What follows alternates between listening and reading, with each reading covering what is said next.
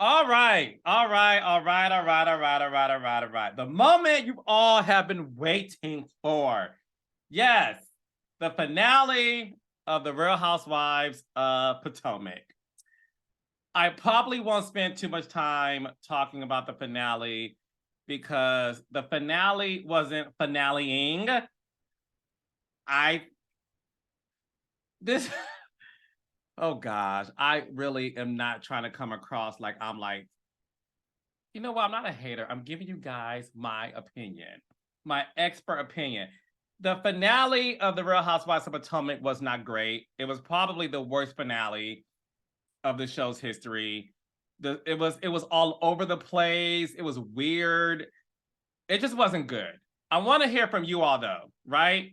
So let me know in the comments if you thought this finale was great. But before you do that, make sure you like and subscribe to my channel and hit the notification button. Okay. On a scale of 1 to 10, I would give this finale a 4. I'm not going to dive into a lot of this because there's nothing really happened. It was slow. It was boring. It just wasn't great, and it did not wrap up a lot of storylines. So let me tell y'all what happens in reality television from a producer, a creator of shows. The season finale of a show is an opportunity to wrap up storylines, the biggest storylines of the season, right? It's a way to put things into a nice bow, right? So when you think about the biggest storyline this season, which obviously was this Chris Bassett story, it was weird because when you're a producer on these shows, you go into the finale sort of understanding like, okay, we gotta wrap things up. It's our last day of filming. We gotta wrap it up, right? So the fact that it was difficult to wrap up the Chris and Giselle storyline because Chris didn't want to do it at Candace's party, then why are we having the finale at Candace's party? If that was the case, then why is Candace's party the finale?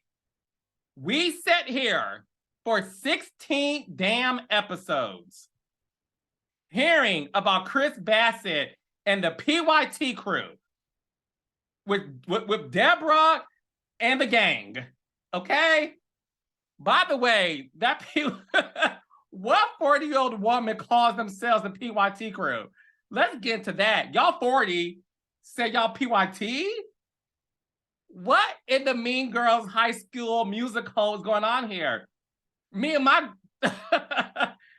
gays called ourselves the PYT crew in high school. I was also 17 years old. My name in high school was also Pretty Boy Los.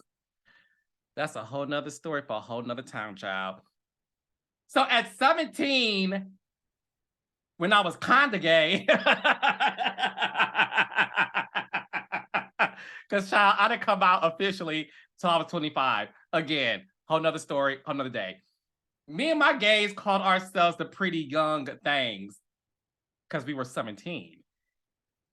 Y'all calling yourselves that at late 30s, early 40s? Anyways, I digress. So I was disappointed because I'm like, why aren't we getting Giselle and Chris to talk about it? And then you saw Ashley, who you know would do anything for a storyline. And Ashley, you know I like you, but let's call a spade a spade. Ashley, the same person who stopped breastfeeding her child to run down to the cash trip last season to spill some tea and then say, let me go back home and breastfeed my baby. So we all know Ashley gets down to get down. So to see Ashley really try to get this conversation in a comical way, like she didn't take it seriously. She was laughing the whole time. And I was just over it. Like, but Ashley, I really want to see Giselle and Chris talk. I don't care to see Ashley talk about this. Like, go away from me with this Apollo. Nobody, Ashley, your services are no longer needed. We got all the mess that we needed because Ashley is the bone collector of Potomac. And at least when Sheree was doing it, it was funny. With Ashley, it's giving Desperate Housewives. It's giving Terry Hatcher, honey. It's giving Marsha Cross. It's giving Mark Cherry. It's not giving at all, just like this finale, baby.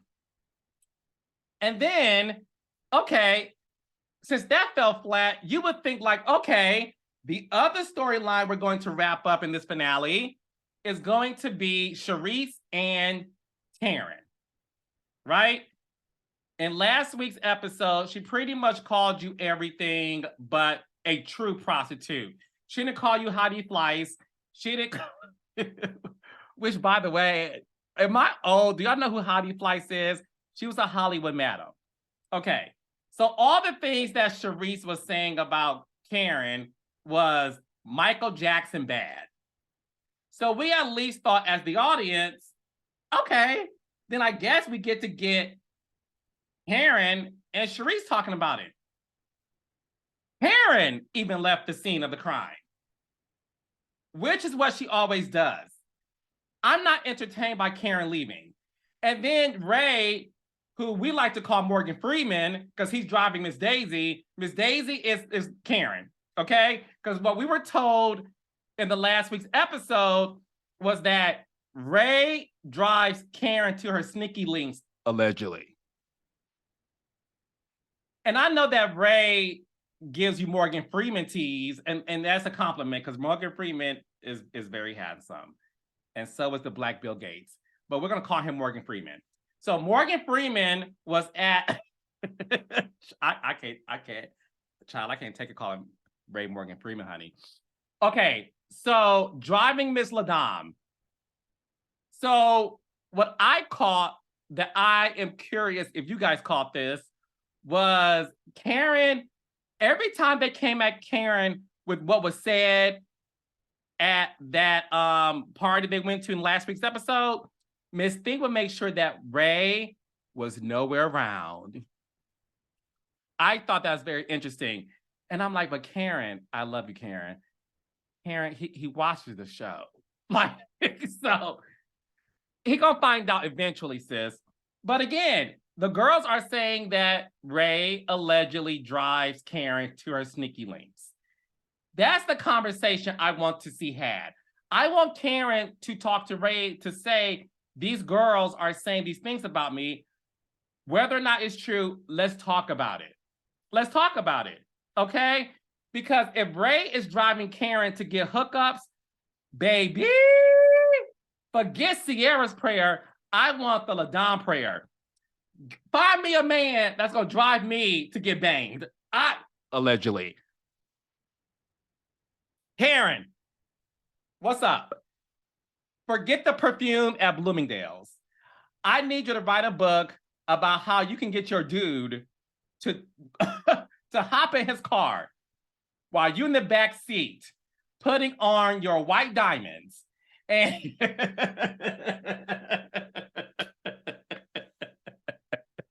not white diamonds, child. Baby, all I could picture is Karen in the backseat putting on her white diamonds and her Jergens lotion and do a little spritz in between, honey, to make sure she looks good. And Ray giving you good old Morgan Freeman with the Kango hat, and he's driving and he's looking in the rearview mirror, looking at his wife getting sexy for another dude, allegedly. Ray, if that's child, if that's what's happening, I am all here for it. But again, we wanted to wrap up that storyline. That wasn't wrapped up. This finale, I'm tired now. I'm really tired in my Nene Leakes voice because y'all know I go up for Potomac. And it pains me to have to review this show when it's not at its best. And that's the sad part about all this. You know, I think let's just let's forget this season ever existed. Okay? Let's wrap it up. Let's throw it in the trash can that's on Sesame Street Drive. Let's have Elmo pick that thing up and let's throw it away. Let's throw it away. And my hope is that they can start fresh. They need to. Because allegedly, they're shooting in March. Allegedly. Which, no shade, I think the show should be put on pause so that they can really have a deep conversation with this cast. But we'll get into that in a second. Okay. So that's all this finale was about, child. Let's move on. So then we get into Robyn on Watch What Happens Live. And Robyn was in the hot seat. Although, to me, it wasn't hot. It was very black and mild.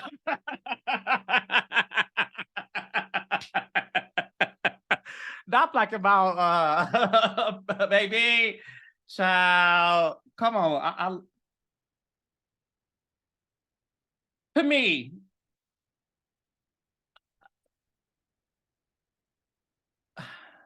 I like Robyn. Like I said before, Robyn and I met when I was in Miami. I met the girls, and I like Robyn. Robyn said on Watch What Happens Live that this woman in Canada conversed with Juan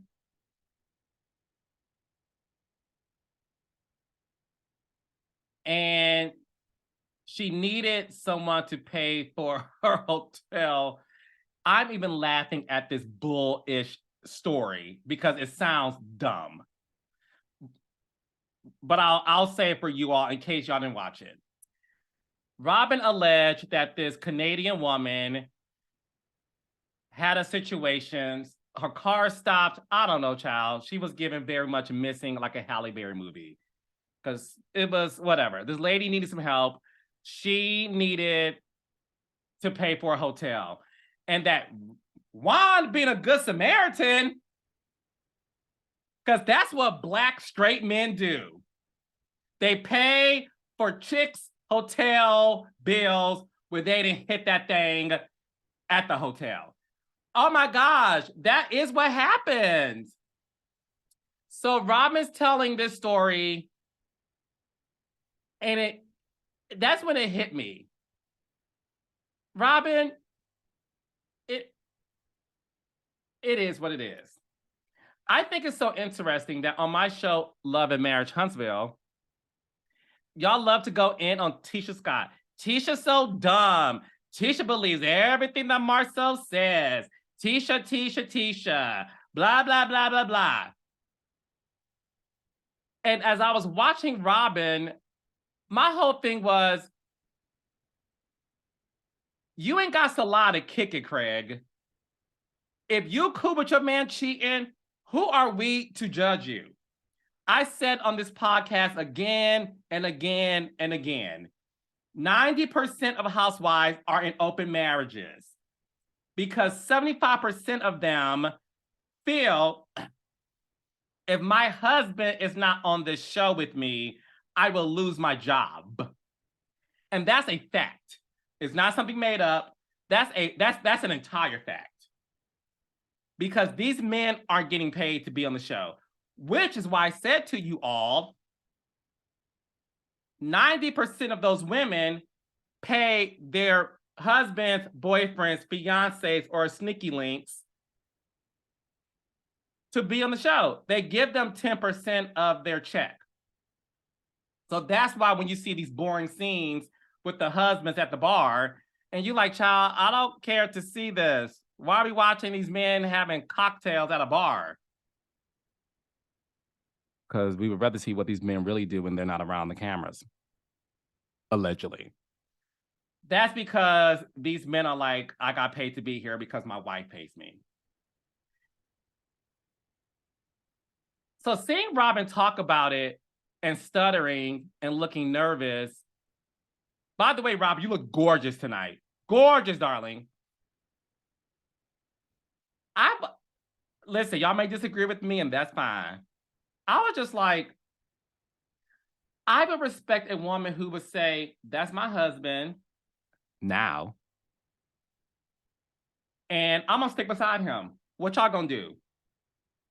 This ain't y'all life. This is mine. I'm with him, and I'm gonna stick beside him. If he did something else to that woman, slapped it up, flipped it up, rub it down. Oh, come on, BBD. Then that's between me and my man to deal with. That would be fine by me. I think what's troubling is we all know it's bull. And even watching that wedding that was shot on the iPhone 12 and was inserted at the end of the finale, y'all could have kept that too. Robyn, you could have put that on your Patreon account. Robyn, you should have put your wedding that was that was in your iPhone storage on your Patreon account, and I may have paid $5 to see that. Because, baby, I spent $30 on my cable bill to watch you and Robyn go down the aisle with two folks there, honey. That wedding gave very much last minute. It gave very much, let me save my storyline or lack thereof. And it was just, again, another slap in the face of the audience. We watch you and Juan since season 1, episode 1. We are 7 seasons in. We've been on this journey with you all. So to not get a wedding was whack. It was whack. To not give it to the, the wedding that would have been the wedding planning, the conversations. Did he sign a prenup? Was the cheating clause in that one? Was the hotel bill clause in that one? Was the Canadian woman clause in that one? Was the Georgetown hero clause in that one? Was Karen's lookalike allegedly in that one? We were robbed of all of that details. And as somebody who has produced more than 5 wedding specials, from Kim to Croy, Candy and Todd, Nene and Greg, who am I missing? Keisha and Gucci. Like, yo, your boy does the weddings. And I just realized that all those weddings, they're still married. I'm the secret sauce to these. I'm teasing. But we wanted to see that preparation and planning. And to me, that wedding gave I need a storyline. Listen, Robyn, I like you, and I have to do my job. And the job is to keep it real. And what's real is that wedding ain't it. What's real is that interview that you just did with Watch What Happens. It was just weird. And then when they asked, like, oh, so even with Eboni agreed that, yeah, I would have done the same thing. I want my coins. I would have saved all that for Patreon.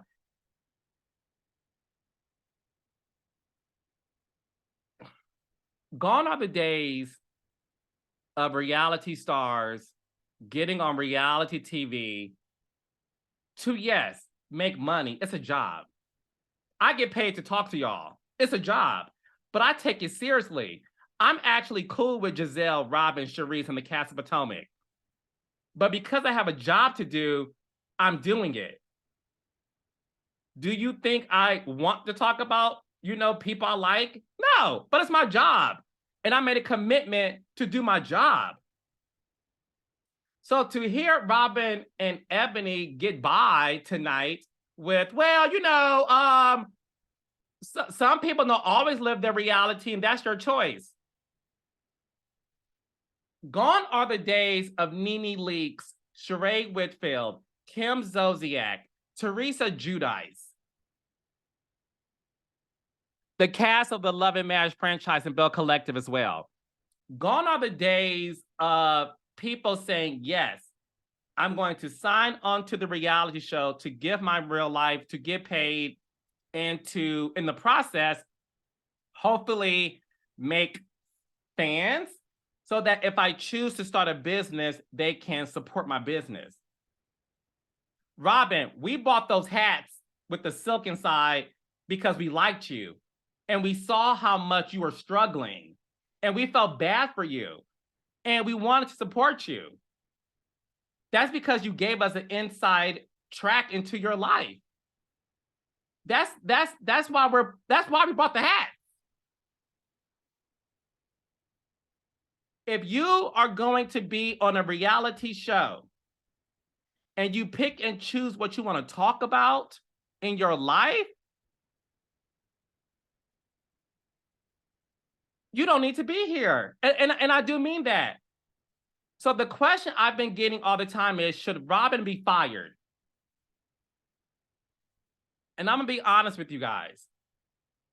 Should Robyn be fired? I don't think Robyn should be fired. If the Real Housewives of Potomac was my show, I would not fire Robyn. I will fly to Baltimore, where she lives, allegedly. That they say she lives in Baltimore. I would fly to Baltimore, where she lives. I would have a sit down with Robyn and Juan. And I would say to them, the only way I'm bringing you back on the show is if we're going to get your full life. Juan was not at the reunion. Y'all love to throw shade at Giselle. Where's Jamal? Is Jamal coming? Child, is Juan coming? Not that type of coming. Is Juan coming?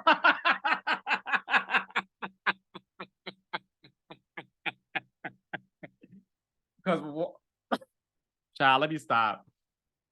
We need to know if Juan is coming. I can't even say the word about child. Juan was not at the reunion. Juan barely filmed.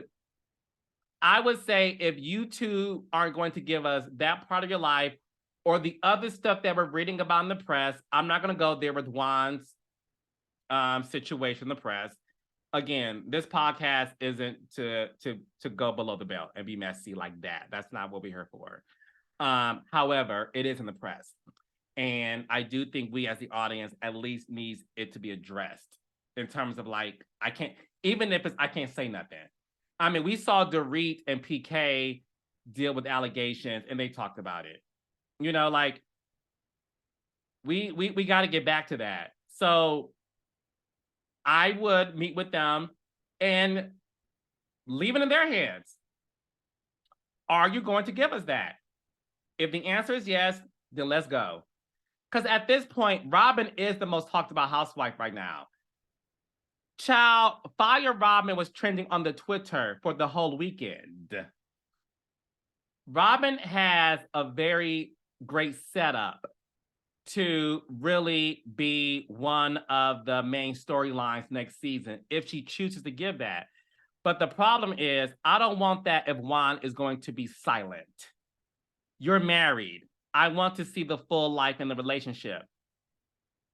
So Robyn's fate on the show, to me, is predicated on whether or not she is comfortable giving that, and if Juan is comfortable giving that.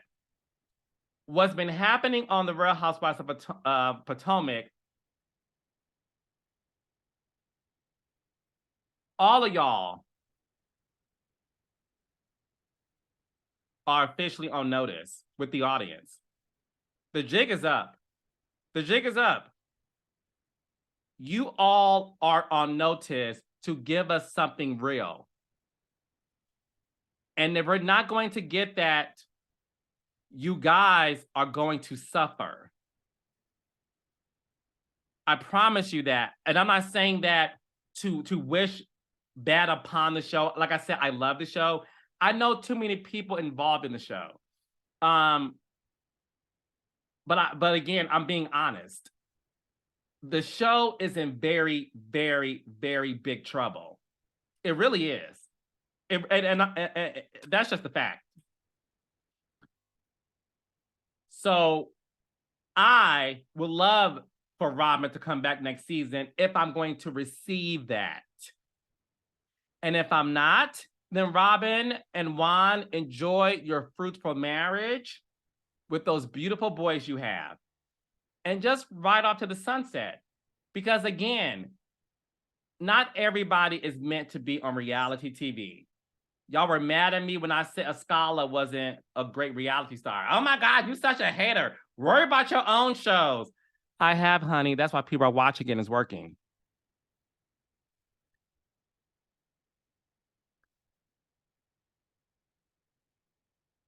I think Askale's gorgeous. She's not a reality star. So Robyn, you're going to have to ask yourself if you are ready to give that side of your life. And Karen,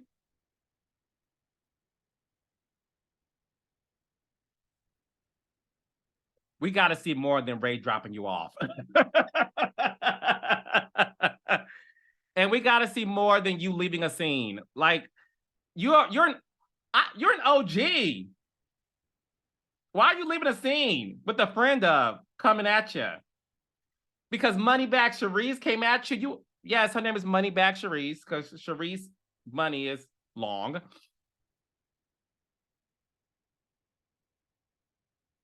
Yeah, that's all I got for y'all though. This finale wasn't great.